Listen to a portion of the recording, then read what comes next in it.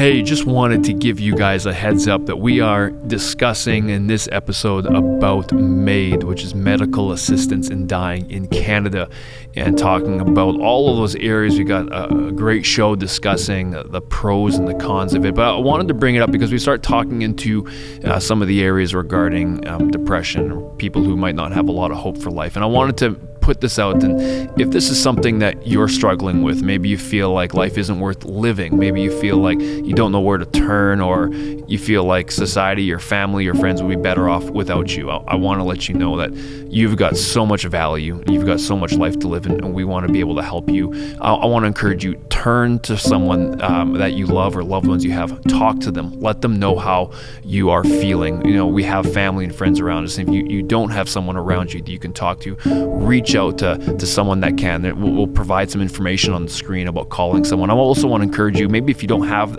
that community or a community around you, I'm going to challenge you, what, go find a local church, even if you aren't a Christian or think church is weird. Go find a church that's in your community. Go tell them, hey, I'd love to chat with someone about this.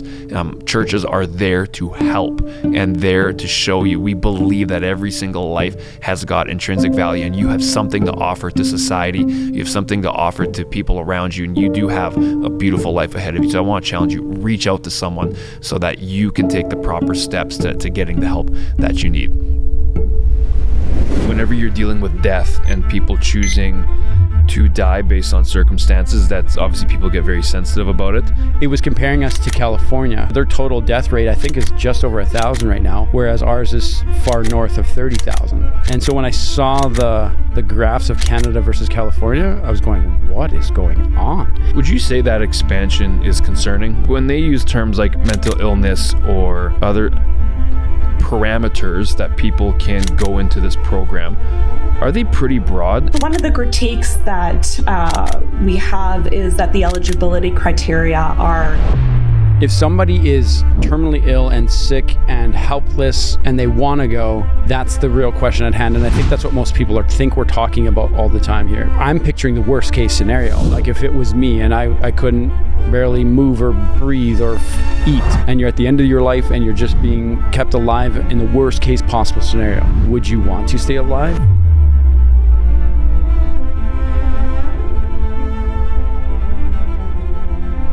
David and I were just wrestling with this before we were starting the show, and I don't even really know where I fully land on it, but to decide what it is the real issue I find here. So we've got an expert in-house. We're going to wrestle with the concepts, debate, talk, and hopefully let the great ideas rise to the top and go from there. Yeah, it's an interesting topic because whenever you're dealing with death and people choosing to die based on circumstances, that's obviously people get very sensitive about it. For sure. And I think... And hopefully that's good. Yeah, 100%. And it's worth talking about because I know there's been a huge ramp up in Canada in the last number of years with how many people are choosing this path. And I think as we'll dive into this in just a moment, it's actually become one of the top 10, I believe maybe top 5 leading causes of death in our country. And it seems like I think it's top 3.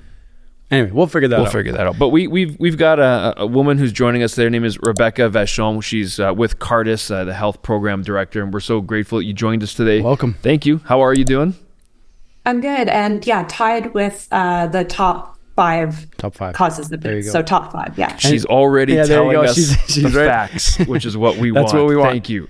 And that was one of the biggest things that brought it to my attention was I actually saw a social media clip that maybe we'll find afterwards to throw on the show, but it was comparing us to California, who has very similar boundaries on this topic to us from my limited point of view. I'm going to give you one stat to prove my point. Just one.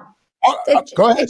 It takes one. This is how ridiculous this is. Okay, you ready? In 2016, Canada legalized medical assistance in dying. So did California. California has the same population as the entire country of Canada. Okay. In that time frame, California has only MAIDed, meaning assisted suicide, 893 people. How many do you think Canada has? I'm going to assume it's ridiculously high. Give me a number. Come on, play with me here. 12,652. Over 50,000. Holy smokes. Canada is a predatory behavior. They're trying to include children down to the age of 12, mentally ill, homeless, and addicts, instead of giving them palliative care.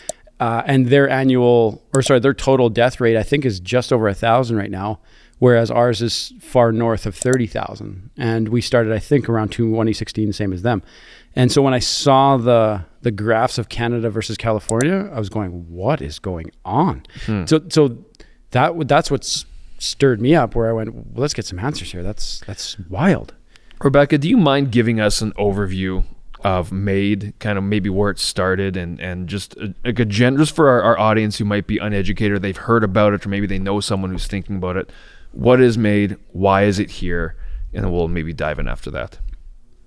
Right. Well, medical assistance in dying, or MAID, it refers to two things, actually. It refers to both euthanasia, which is clinician-administered death, so using usually a lethal injection, lethal combination of drugs, as well as assisted suicide, where the practitioner provides the means, the substance, but the patient is actually self-administering. In Canada, it's 99% euthanasia rather than assisted suicide. It is basically there are less than 7 cases of self-administered MAID each year. It's pretty much all clinician administered.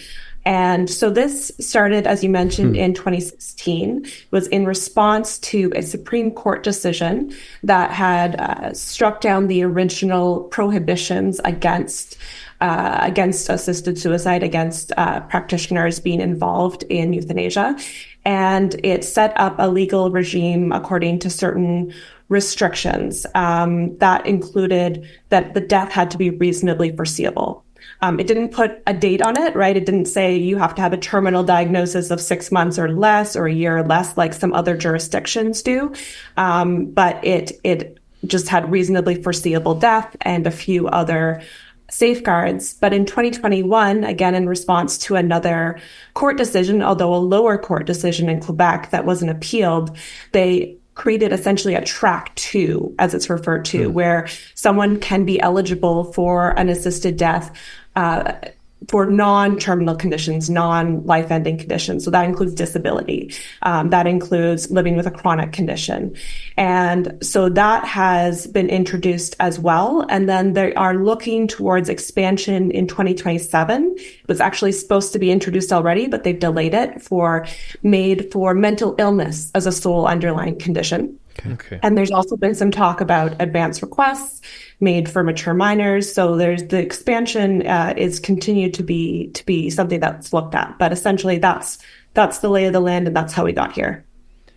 Would you say that expansion is concerning? Like, is there, like, when they use terms like mental illness or other parameters that people can go into this program, are they pretty broad? Is it a pretty broad way that people can go through? Is that also what's leading to the amount of people who are choosing this? Yeah, so one of the critiques that we have is that the eligibility criteria are not well defined, right? So it's really resting on subjective criteria from the medical providers and the patient themselves. So, for instance, reasonably foreseeable death was interpreted ranging from, weeks and months to years and years.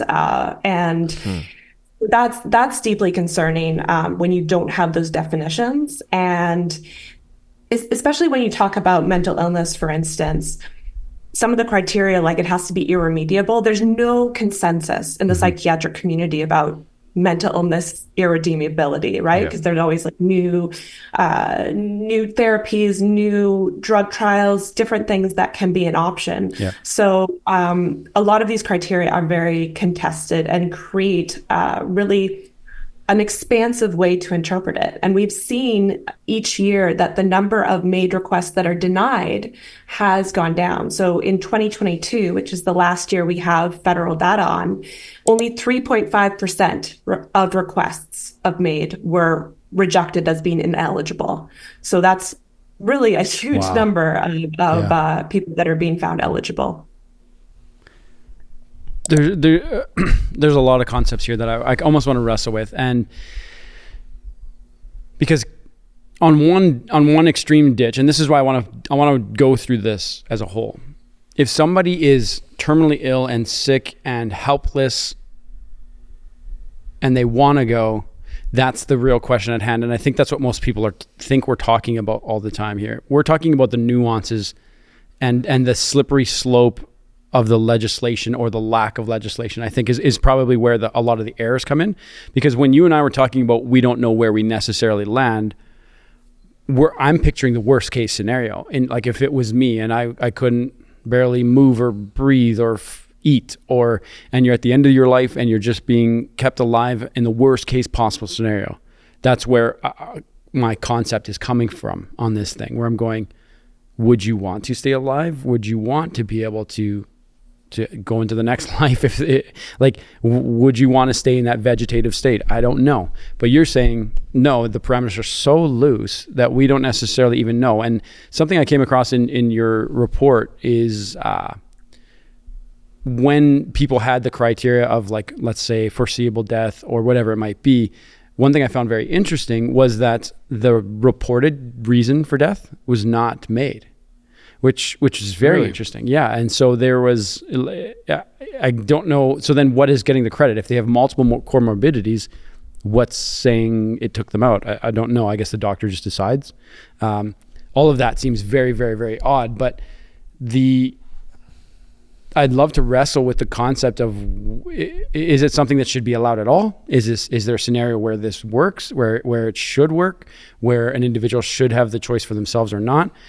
I know what my gut kind of tells me, but there's so many nuances here that I'd love to wrestle with and find out, is it accomplishing what it should accomplish? I don't know.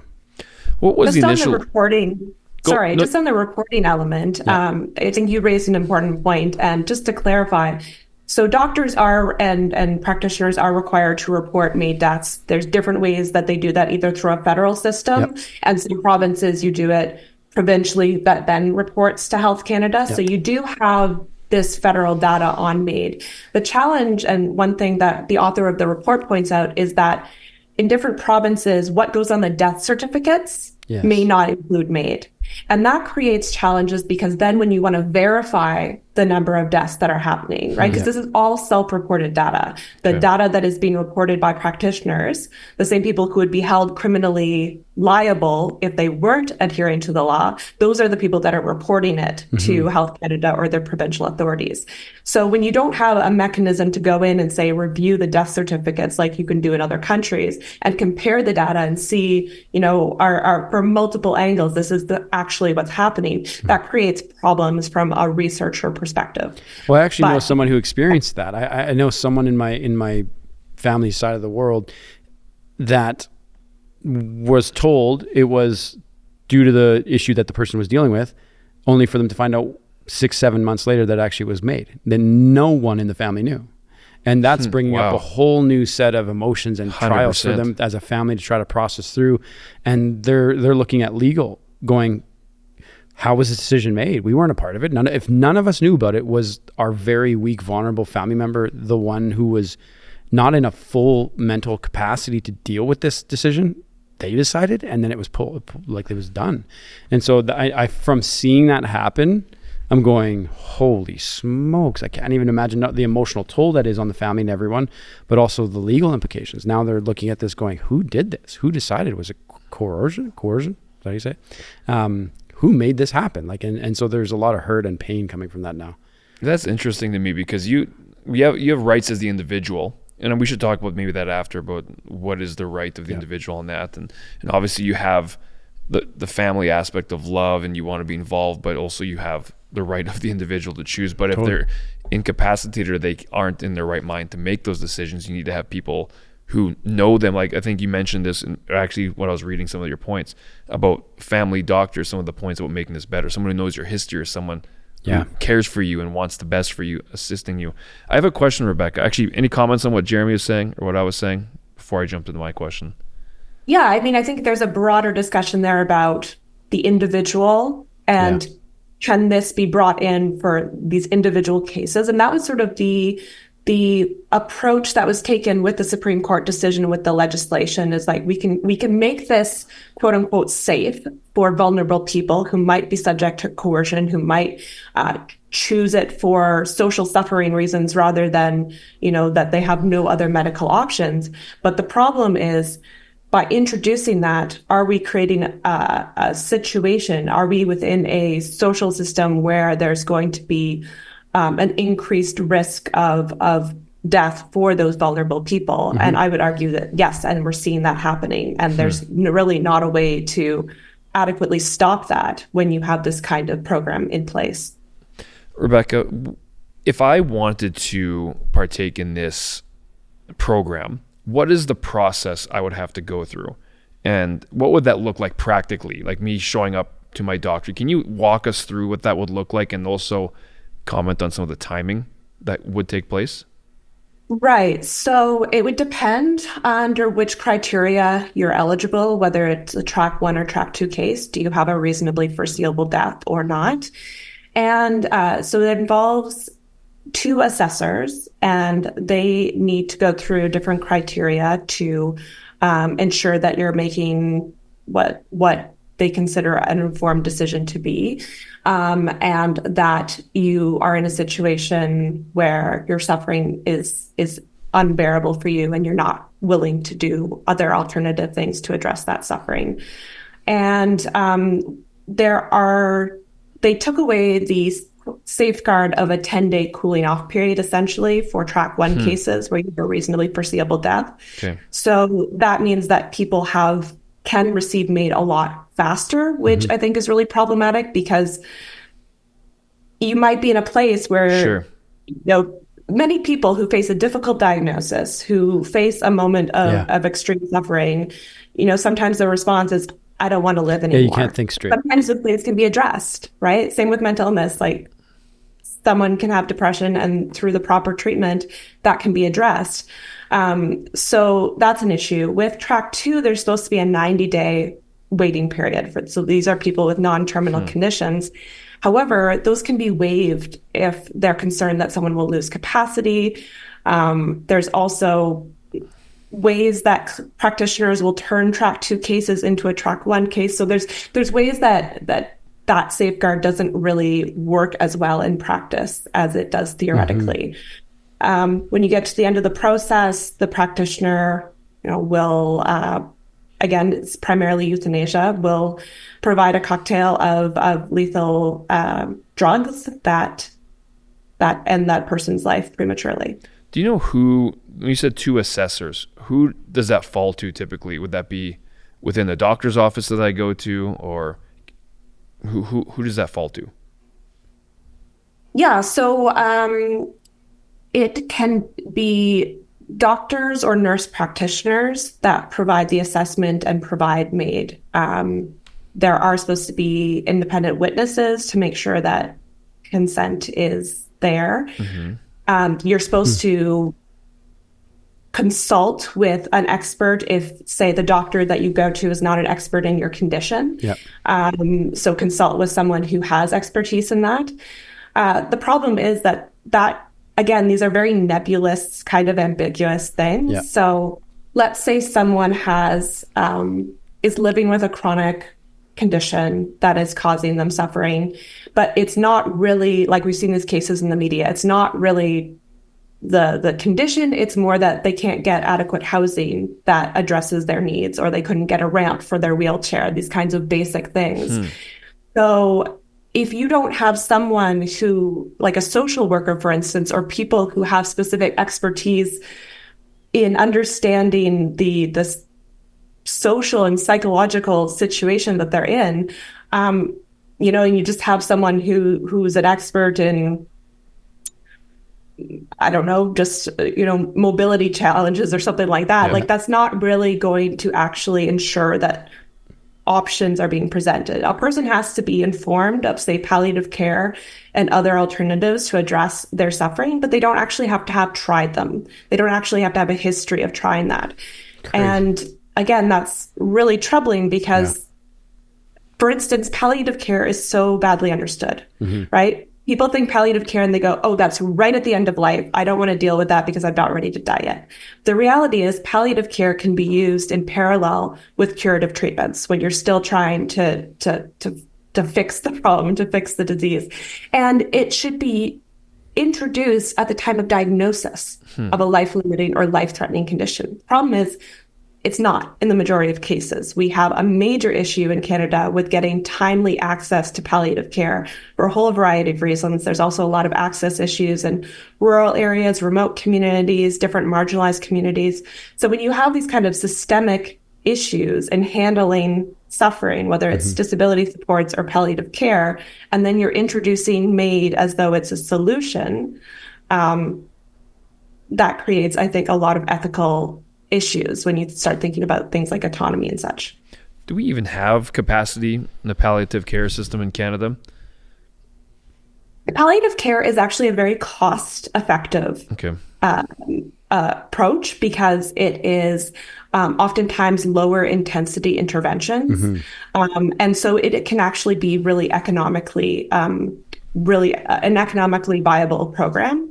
Some of the challenges are that we don't have national standards. We don't have the same kind of national curriculum to make sure that people are being trained on when you need to refer for a patient for palliative care or the kinds of options that could be available. So sometimes people look at palliative care, it's like a doctor might say, okay, I'm going to prescribe an opioid that will address it. But palliative care is a holistic approach to care. It's supposed to address the needs of the entire person, spiritual, psychosocial, relational, as well as physical. And we know that with MAID, a lot of the suffering that drives people to choose it isn't even necessarily a physical symptom. Sometimes it's the fear of pain, right? Not even the present pain, but fear of that, fear of going through this, the loss of participation in some meaningful activities, the fear of being a burden to other people. And so those are things that we really need to address as a society rather than having the state provide a premature death to the person instead. Yeah, I find this topic is it's so hard to think through, and it's such a heavy topic. Like, I'm not saying the names of the people because of the sensitivity of the topic, but another family member of mine during COVID went through a very long and lengthy sickness and got to the point where she wished she would die, and that's not like her at all. But it got so bad, so long, and now she's actually on the other side of it and completely healthy and doing great and incredibly well. I never would have predicted that she could have ever gotten to a place that she ever wished she would want to die previous to this. But that's how dark and horrible what she was dealing with was. And so I'm glad that she didn't have very quick access to it because she couldn't see past it, and most people can't. And that's what I keep going to those types of scenarios. Like I'm a pastor, and one of the things that I've done is I've visited a lot of people in palliative care. And so I've seen the conditions of different palliative buildings, and some of them I'm going, gosh, I hope I would never be here. And there's a few I've been to where I'm like, these are beautiful, and it seems like the care is nice, and the rooms, and some of them even have like balconies, but the experience is something that I would want to question for standardization and how people are treated or what's the communication. It's such a huge topic. It's almost hard to explore. I find it's not black and white, and there's so many nuances to go through. It's interesting. The thing that I find, and maybe you can speak to this, is how come we are so much higher in MAID deaths than anywhere else? Like, it's without question, we are growing at a rate far exceeding any other place. Am I accurate in that? Yeah, so the report that we recently released called From Exceptional to Routine talks about how we have become the fastest growing assisted dying program in the world.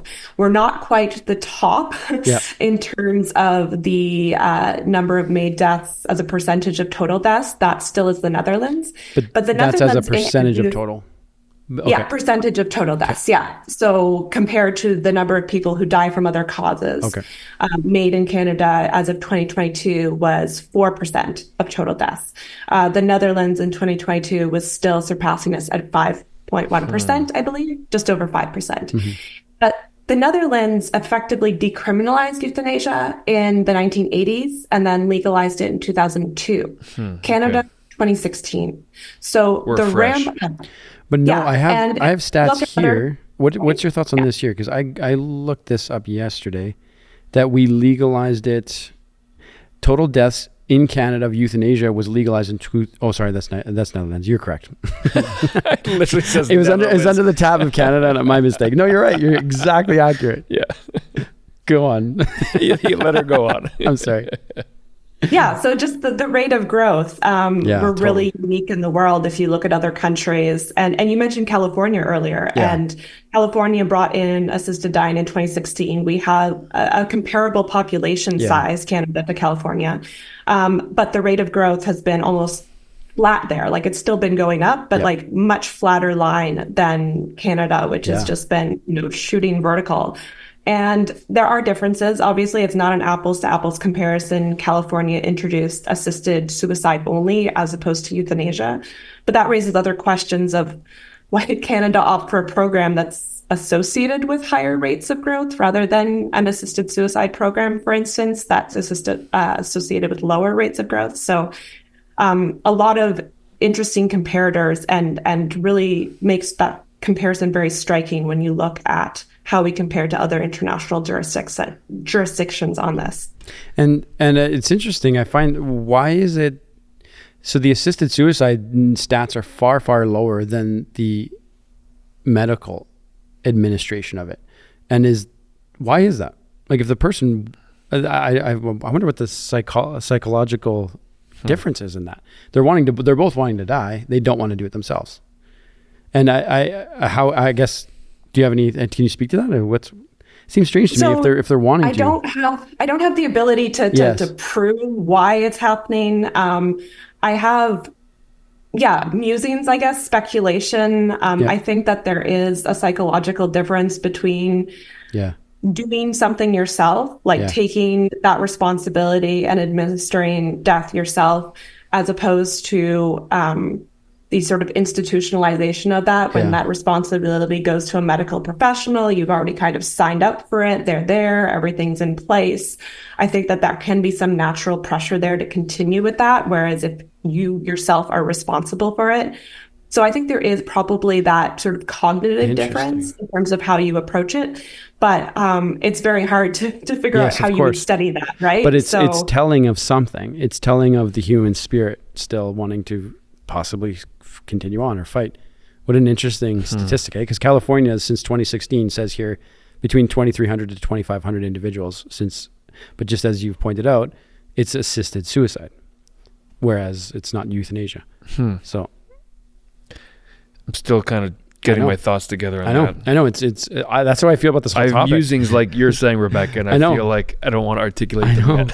That's how I feel about this whole topic. And to our viewers, like I'd love to hear from you if you have experiences or concerns, or let us know. Comment below, follow. Let us follow your story, because we go back to our comments all the time, and we want to hear from you guys and see what your experience is on these types of topics. We want to explore the topics and hope that the best policy rises to the top, and that we can get Canada into a position where it's got great policy, which is just essentially good ideas. But it's a topic that I find is such a hard one to wrestle with. But I can't ignore our numbers and our stats. They're just off the charts. It's crazy. Rebecca, can you bear with me for a second? I'm just going to try to articulate a question in a run-on sentence here. I can understand that there is, and I can see this side, a sympathetic and empathetic side coming at this for people who are truly, you can call it maybe living a bit of a torturous life, where it's just there is no function, there's no joy. People might say loss of dignity in how to live.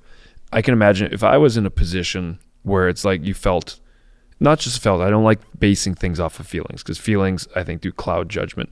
But if I was actually in a place where I'm useless, and I had conversations with my wife and my family and saying like, I'm a burden on you and all this other stuff, and let's say you live a good life, it's hard to even paint that picture. I feel weird even saying that. Of course. But if you got to a position, I could understand at a certain point why people would consider that. Can you maybe take us into, again, this might be speculation on your part, but when this was introduced, what was the goal or the reasoning behind it as to why this is a solution, why this is a good thing to introduce into our country? Can you talk a little bit about that? Is that... Yeah, so not a legal scholar. Let me premise it with that. So in terms of just three friends having a conversation around a proverbial table. So I think one of the really interesting things about the decision was this idea that the right to life included your ability to kill yourself or be killed by someone else. Because in the cases that were before the Supreme Court, one of which, for instance, was a woman living with amyotrophic lateral sclerosis, or ALS, was the concern that the court had was that people were going to kill themselves early because they lose their ability physically to kill themselves later when life became intolerable. So this would actually prevent premature deaths by having practitioners involved, essentially. And look, like my own aunt and great-grandmother died from ALS. I'm not going to romanticize suffering. Okay. It sucks. Death is hard. And being in those situations where you are losing bodily function or losing capacity, that is really a difficult place that people are in. And I sometimes receive messages or phone calls from people about their personal experience or their family's experience. And you're right. Like, I think we absolutely should be empathetic, because we're all going to find ourselves, if we haven't been in that situation personally, or our mom or our dad, we're going to be at some point, because that's unfortunately, or fortunately, depending on how you see it, just part of the human condition. The question that I keep coming back to is, what should society's response be to suffering? Do we end the life of the person who is suffering, or do we try to address the suffering? And I think there's a really interesting parallel when we come to suicide prevention, right? What is our approach to suicide prevention? Do we prevent it? Do we try to address the things that are causing that person to desire to end their life? Or do we facilitate it? And that's been a really big criticism from my friends in the disability community, actually, is that for, a person who's able-bodied and experiencing, say, a mental illness or a temporary sort of situation, people are going to try and prevent their suicide. Whereas there's so much ableism in the medical system, and even ableism within, I think, the Christian community and within our own hearts and souls, where we assume that people who have different capacities as us have a lower quality of life, and that they won't want to continue living in those situations. And we've seen actually studies of doctors that bears out, that doctors will assume a worse quality of life for a person living with a disability than the person themselves.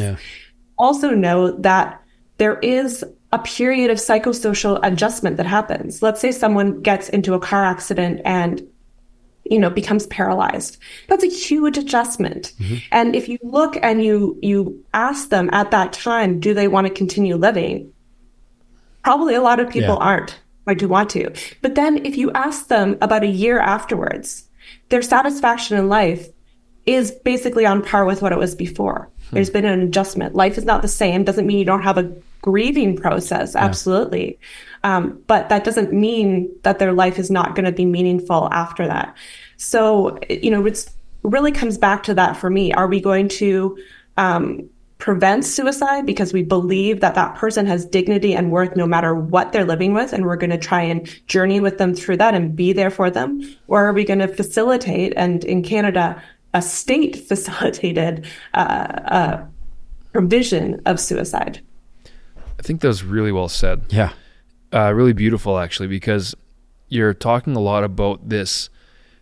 First off, humans are generally, we're pretty adaptable, but this constant quest for hope, right? It made me think of when we've gone through some stuff, and Jeremy and I we're brother-in-laws, if you didn't know, and we share a big family. And when you go through like a serious death, or you go through a serious loss in your family, you have that period where it's like you feel hopeless, but you eventually come through, and then you start finding ways to find hope and purpose and reason again in life. And I think a lot of people, you brought a great point for people, that we can maybe prematurely judge based on their condition in life, that think, oh, it's not as good just because it's not measured the same way I measure. But that's actually probably quite naive of myself if I pass that judgment, because even having friends who we've seen who've gone through, and we have friends who've they have a beautiful baby boy, right? That's gone through a couple things, and you see it's like, well, you see the joy and the love that comes from that child, and even though it might not be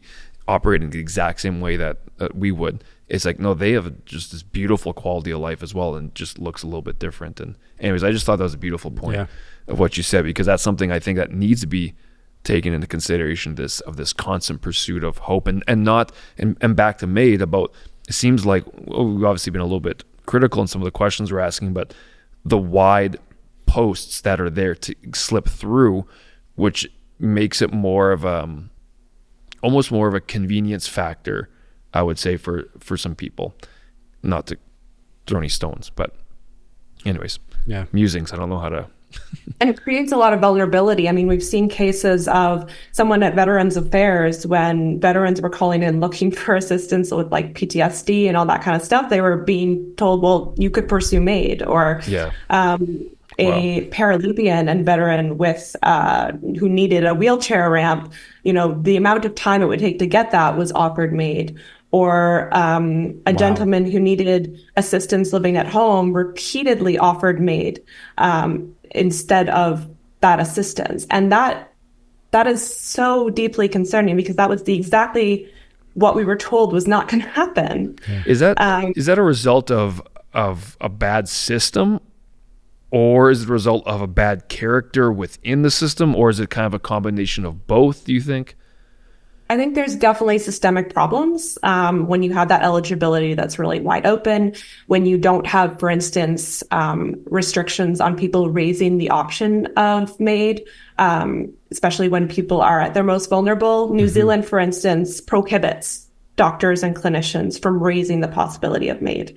And I think that's so important, because someone I know who wrote a really wonderful essay for our magazine Comment on this, when he was given a terminal diagnosis, he was offered palliative care and MAID at that moment of vulnerability. And this happens to be someone who's a psychologist who knows, the science, who knows the impact of diagnosis, and so was able to kind of navigate that.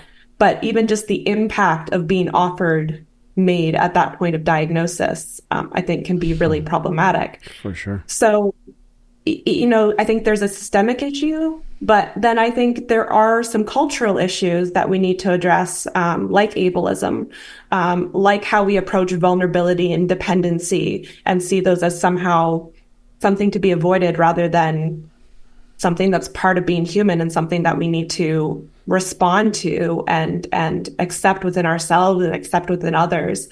So I think that there's probably a bit of both in that situation. The thing I'm concerned about as we're talking through this is I can see this like with the path that's currently on. We often say, play this movie out, or if we keep going the direction we're going, where will we end up, right? You should be able to have a logical conclusion about, hey, we're going to end up this direction based on what we do.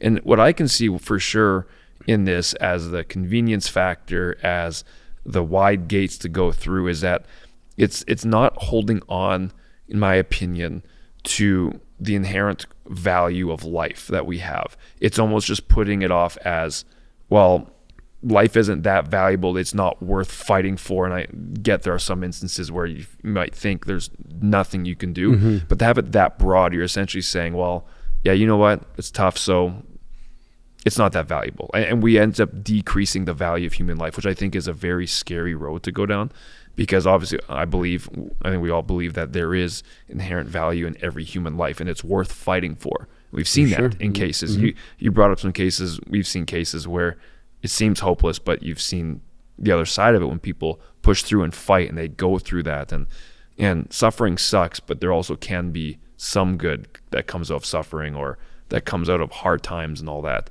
if you push through. But not just that you push through it, but that other people are fighting for you. Yeah. And I think that's so important, because like, as someone who lives with a mental illness, with the coming expansion, or when it was going to be expanded and then was delayed, it's so bizarre to sit and think, oh, I would be potentially eligible for this. But I know that in my position, I have so many people in my life that would fight for me, that would do everything they could to be there for me if I was in that moment where I was just like, I don't want to live anymore. But for someone who doesn't have those kinds of social supports or is encountering, ableism in the system or other vulnerabilities, are they going to get that kind of response? I'm not confident in that. In fact, I'm quite sure that they're not, because we're already seeing examples of this. So that's something that really is sobering to me, is how not only do individuals need to get through things, but also what's society's role? Like, what is our duty to one another? For sure. It's a great question. We have ethical obligations to care for each other, and we're relational people, right? Like, I'm getting on my little soapbox here, and I apologize. Great. It's a good point, but it brings me, like, do you think, and we've okay, I just want to ask this question, and it's okay if you say you don't know, but do you think money has a part to play on this? That's something that as I research this, I find it always comes up, where it's an expense on the system, and so the system, it's far cheaper to do this instead of palliative care. Now, that's a very harsh way to put it, and nobody would probably ever say it that way, but is that a variable here? Is that? Yeah, so I don't want to impugn people's motives, right? Like, do I think that people go into politics because they're horrible people and they want to destroy people's lives? Do I think people go into healthcare because they want to, end people's lives? Absolutely not. I think, generally speaking, people are probably providing MAID because they want to respond to suffering. I just think that they're going about it in a wrong way. But we actually will have a paper coming out either later this winter on the economics of MAID. And part of that is showing that because of the cost savings of MAID, there can be a perverse incentive. Now, that, again, we're not saying that is the driver, is the motivating factor, but can you really take that out of the equation? Yeah. And I think it's very difficult to do so. I think that there's always going to be that kind of subconscious pressure there. And that's really worrisome, because ultimately it's a lot less expensive to provide someone with a premature death than to provide them with assistance in living or just, the high quality care that they need. Well, and that's what stands out to me when you see that we have 10 times the deaths of California with the similar population. 10 times, where I'm going, what is going on? Like, well, how is there 10 times in our country? There's something happening that's just odd. And obviously we know it's the nuances in the eligibility and so on and so on and so on.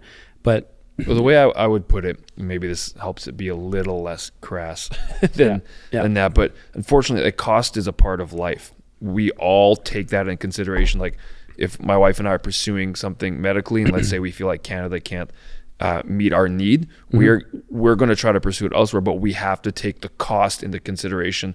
And a lot of people are faced with the reality that they won't pursue the proper health thing they need because the cost of it, they can't do it. And it is a part of the equation. But even along that same line of thinking, I would have maybe anticipated an American healthcare system maybe have higher MAID stats because they don't have universal healthcare like us.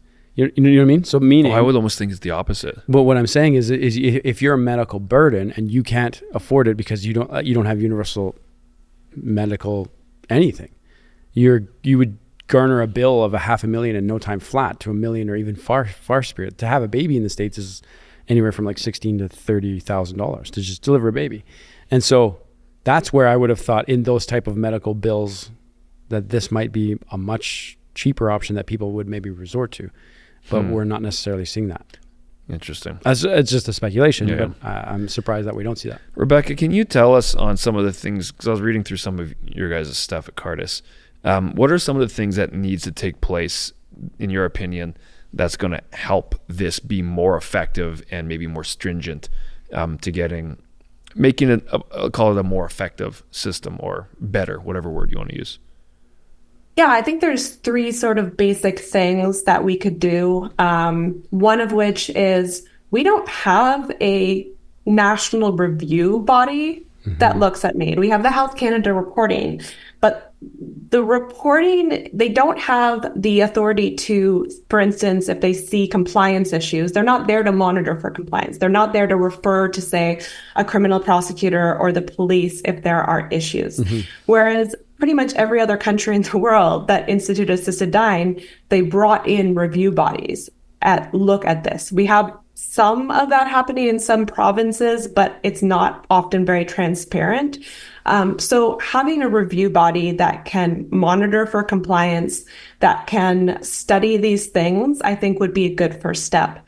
The second thing would be to shore up those eligibility criteria, really get into more objective criteria that can be measured in more clear ways, like what does reasonably foreseeable mean? Can we put a date on that? Can we put some parameters that are more objective? And can we roll back these expansions when we keep on expanding, but we have such a rapid rise of MAID, maybe we should be pausing on the expansion button to figure out what is going on and address some of those root causes of suffering. And that would be the third thing is, can we really get a robust palliative care system? There was some federal attention to a palliative care strategy and framework initially when MAID was introduced, but that political attention has sort of fallen off. Can we reinvigorate the discussion on palliative care and ensure that everyone has access to that care? Can we ensure that disability supports are being provided? And I think that would go a long way to addressing root causes as well. So if you're willing to give us an answer on this, should MAID be kept around or should it be disposed of? Or is it not that clean cut? I think probably my position has come across pretty clearly over the course of our conversation. I think I said this earlier, even if MAID could be an ethical option at the end of life, could it ever be put in place in a way that's safe for other vulnerable groups? I don't think so. And then the broader question, is it ever an ethical thing to include in the healthcare system? And call me old-fashioned, but the Hippocratic oath of the principle of do no harm rings pretty true to me. And so having a system where doctors and nurses and the system is dedicated to preserving life and providing you with, care throughout your life and not providing a premature death is where I'd land on that. I wanted to ask that question because how does this change the doctor's function, right? With their, as you mentioned, what they are there to do is to preserve and to help and to aid. And now you're bringing a part of their arsenal is to actually end, I just can't imagine. I'm sure some doctors it doesn't affect, but I'm sure other doctors it does. I don't think they would see it that way. They'd probably see it as sympathetic aid or care. That would be my best guess at it. But I bet you there's a lot of doctors they have patients that come in who want it and they just feel like, I guess they have to sign off on it, right? Can any doctor sign off on it? Can any doctor in Canada do this, or how does that work? Yeah, well, there are training programs, but it's not a requirement under the law that you've been through the training program or whatnot, as far as I understand it. Doctors do not have to provide MAID. They can.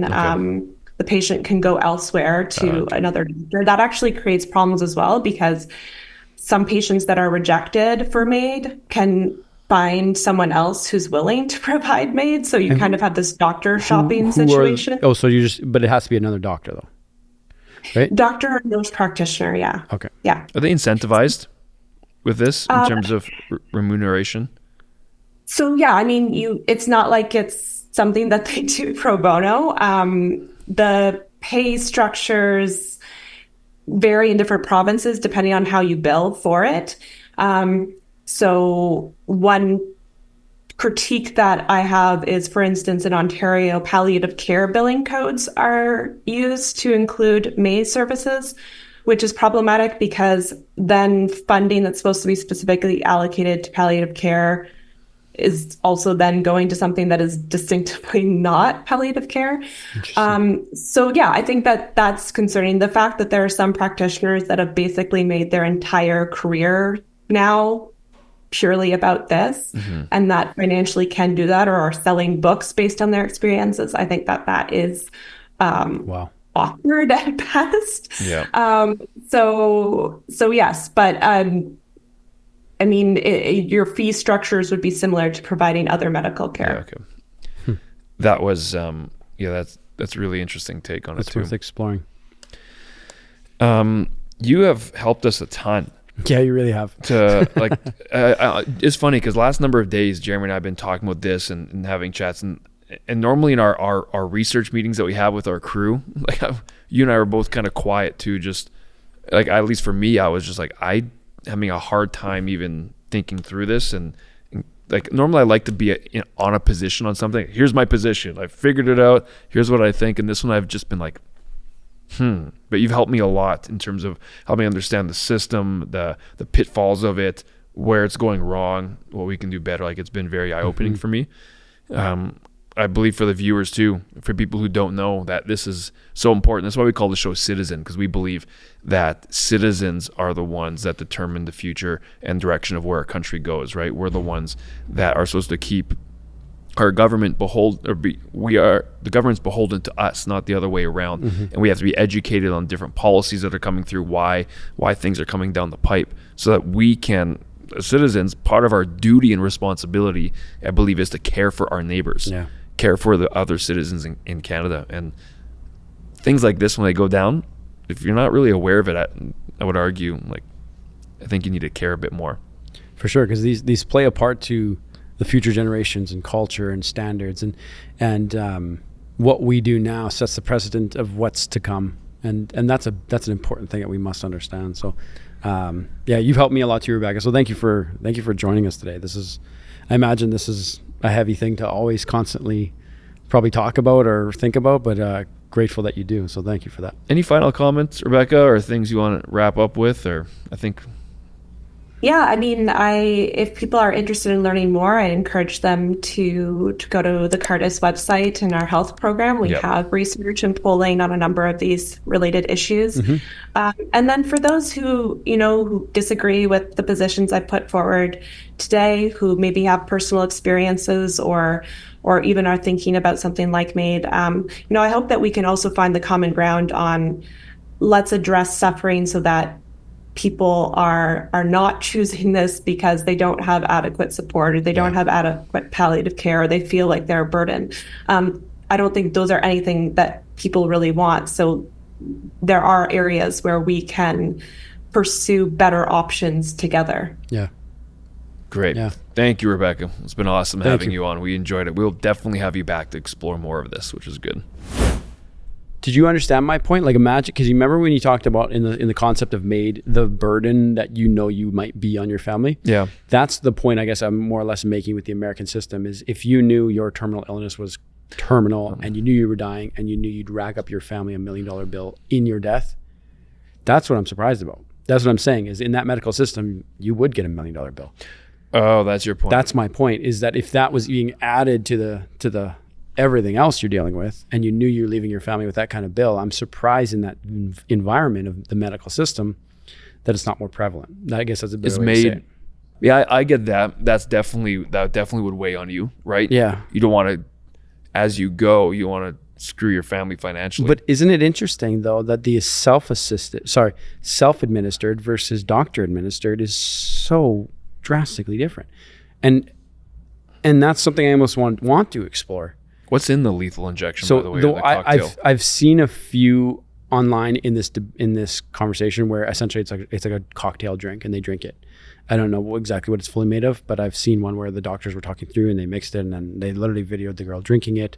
And then they sat next to her, and I felt so morbid. I felt so heavy watching this, and the families were around, and they didn't video the person passing away, but let me ask you a tough question. It felt so heavy, man, watching it. I couldn't even believe it. You have a loved one. They want to go through this. At what point would you agree with them on it? I don't know if I ever would. I don't know if, I was trying to make a scenario where I could maybe see myself, because it's easier to do it to yourself. I don't know. Because a point I said to you the other day was, as a father, and my children are 10, 7, 3. And everything I say and do now is a lesson for bad or good. If I overreact, if I yell bad, if I'm peaceful and there's a lesson in it, it's good. So in every action, there's a lesson. And that's something that I've heard I've heard Leon say in his messages, I want to teach my children how to die honorably. How to die honorably. Well. And I just don't ever want to convey surrender of any kind. Even like, and I understand there's ignorance in my lack of experience of pain and suffering. I get that. But you know what? Fundamental beliefs, what you believe, will also determine a lot about how you approach this subject. Yeah. Right? Like if you come from a religious worldview, or you come from a atheistic worldview, or that's going to affect the angle you take on this too. But the point that I more or less wanted to emphasize is, and if anyone can, isn't it interesting though, how the human spirit would rather have someone else do it? You know what I mean? That little nuance, that little detail. You know, it's interesting. On the overall cases, have someone else do it. I don't want to do it to myself. Well, there's a fear part of it too, I would say. Like I almost wonder imagine if it cost the MD office to do it, how that might change things. Like imagine if it was a bill. So if you went to your medical doctor and it was a $5,000 bill for you to request it, what would our statistics be? I don't know. I think they'd be very different. Or it's not included in your health coverage. Insurance. Yeah, maybe it's not included in coverage. Would it be very different? I think it's manipulation to offer that in a situation of diagnosis of anything terminal, like Rebecca had mentioned, where if you were told you're terminal, you have a sickness, and you've just been told you have cancer and you're dying. I was trying to find the graph, but there's a graph that I came across. I was at a business meeting, and the guy was presenting something, and he was talking about how as humans we are just so naturally against change, good change, any change. And he talks about there's a natural form of it's like a form of grief, and if maybe the producers can find it, and it essentially says when the news is delivered, you go into this decline of happiness, so low, to the lowest you've ever been. And what's wild though is in that graph, it's got something, it's got a name to it, something's chart of grief. And in this chart, almost immediately after the grief period, it exponentially shoots up into optimism. And it's the human track for change. When we go through change, if I'm your boss and I say, we are getting rid of this and going here, you will have an initial response of a no, I don't want to. What are we doing? We're screwed. What's the point? Blah, blah, blah, blah, blah. And then eventually you'll step into all right, I could see the future in this. I could see where we're going. Yeah. And this same graph and chart happens when we grieve, when we lose a loved one, or when we get diagnosed, or when we, et cetera, et cetera, et cetera. And so to have that news delivered at that point when you're not even at the lowest yet. You're at the lowest when you go home, when you're by yourself, when you're going to bed, when you're alone, when you realize the burden and all these things are coming up to you. You've just been told at that lowest, on your way to your lowest, you could release the burden from your family. It's like that's manipulation. They should have a 10-day, 12-day, whatever the medical best would be to tell someone that maybe option. Even that 10-day grace period, track 1 and track 2. Getting waived? No, I was going to say like make them longer. Oh, for sure. Like, because my brain is still computing a lot of what we're talking about. I feel like I'm shifting a little bit already in this exact same episode of what we talked about is, we've talked lots, emotions cloud judgment. Of course. When you're hopeless, I've never been in a position of utter hopelessness, but I've been in sectioned off areas in my life where you feel like there's a lack of hope, or you feel overwhelmed in certain areas. But then when you get a glimmer of hope, you find a way forward, because you have a chance to settle in where you're at. And then once the emotions subside, your brain starts to problem solve and think, what can I do to move on? And you're actively, naturally, it's one of our humanistic tendencies is looking for that survival, that way out, and survival, the proverbial survival mode in different areas. How can I move out of this area, whether you want to talk about finance or health or whatever. My point in saying that is that emotions cloud judgment. And I'm doubling down what you're saying, is that when you're given an option to just, this is a better way for you. Yeah. You're not making a clear-headed decision. And I don't think 10 days is enough. Again, just a side comment, the amount of people going through MAID, I would argue, just from the limited knowledge we have so far, there is a minority of people, like a fraction, like a small amount of people, which I would actually entertain of being like, okay, maybe I'd be open if you want to do this. I don't want to be a part of it, but maybe I'd be open. The rest of them, I feel like it's more of a convenience factor than an actual. And there's also a mindset in terms of not wanting to push through or not wanting to fight the way through. It was a little bit eerie for me this morning as I was watching a YouTube video on CBC's report on a lady who had anorexia and severe depression. And the whole report was about how the current government has postponed mental illness, as if that was your only reason. They've postponed that to 2027 to qualify for MAID, which I think is a good thing, so long as we have support for those people, because hopefully they don't just end their own life. Like, hopefully we give them support to help them through whatever suffering they're going through. But the comments was what was really heavy. I was going through these comments of these videos, and there was lots of people going, come on, just get it ready for me. I want it now. And then I click on their profiles and I watch their videos, and ordinary people. I don't know. Like, that's the danger of mental illness, I think, is that it can be hidden, it can be secret, it can be this. But I loved Rebecca's approach to that, going, well, then let's find other ways to support these people and break them free from whatever it is they're dealing with. But that was what was heavy for me, where I'm going, what? So it's for my point being, this might just be a form of suicide for some people, just straight suicide. This might be controversial. I think that extreme depression and depression in general is tied to lack of purpose. It's controversial for sure. I do. I think that when you lose hope or you lose a purpose in life, that's when everything starts to Actually, sorry, I'm going to take back what I said. What you said shouldn't be controversial. It shouldn't be. Because what you said is factually true, but if somebody listening only takes that as your sole reason for depression, that's where they're going to freak out. I think, sure. That's not what you said. Imbalance and other things. Exactly. That's not what you said. It's not the sole reason. Again, I'm not an expert, people. I'm just giving you my thoughts, but just from my experience, and I've dealt with a lot of people who deal with these type of things. Yeah, and it usually comes down to they just whatever.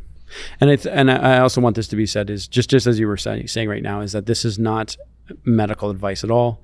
This show is not to guide anybody through that process. It is to question the ideas in policy for government and what policies we bring in.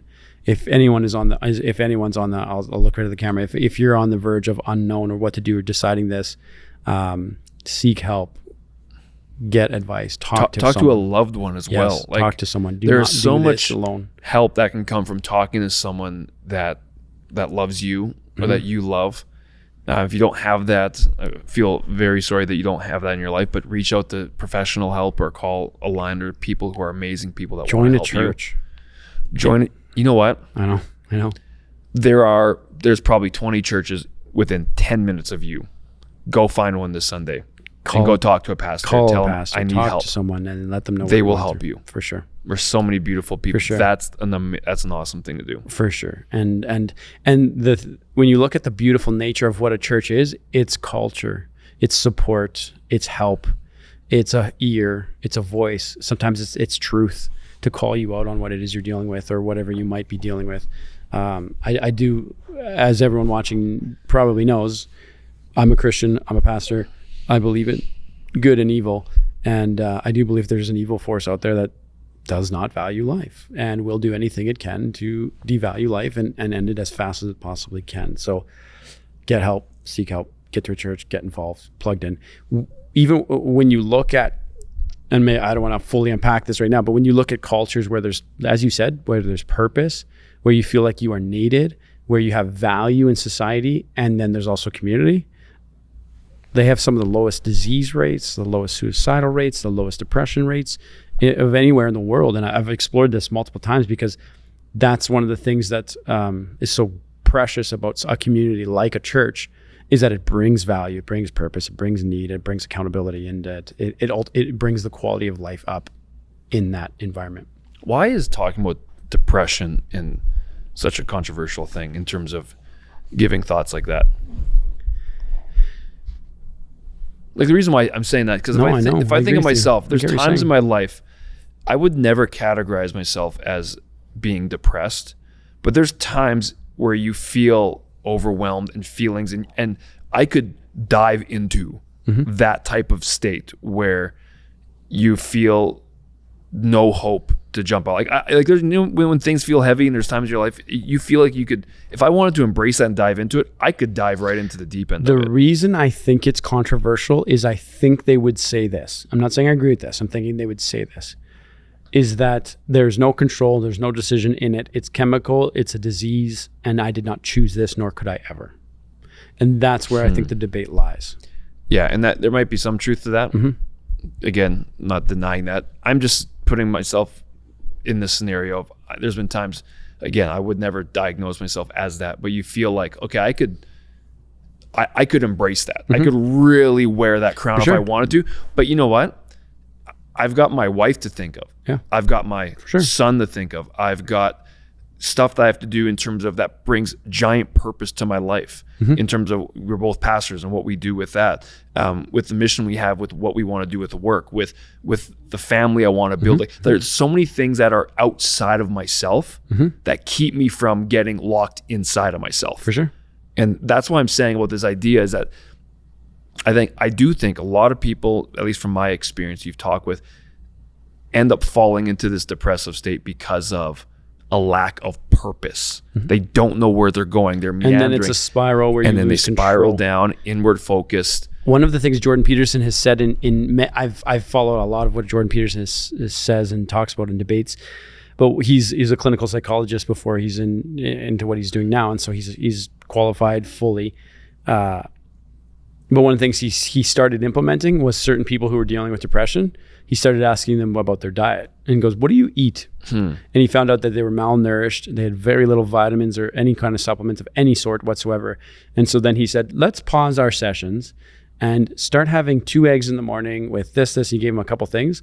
And then they came back 4 or 5 days later and they were massively, dramatically better and more optimistic because they were missing basic B vitamins, cholesterol in an egg, protein. They were so deprived of protein that they couldn't even think straight. And so there's many variables to this. Even what you're touching on, the idea of those are small accomplishments. Yeah. Like they probably got into a bit of a routine. It's going to sound funny, but like when I get like the whole idea of doing hard things, like that's relative. Yep. But like when I go out and accomplish something minuscule, like let's say you go out and you cut your grass and your lawn looks fresh. It's like there's a sense of satisfaction. You'll go back and stare at it. Eh? Yeah, I know. You'll look at it and be like, look what I did. This lawn is beautiful. My lawn is so pathetic right now.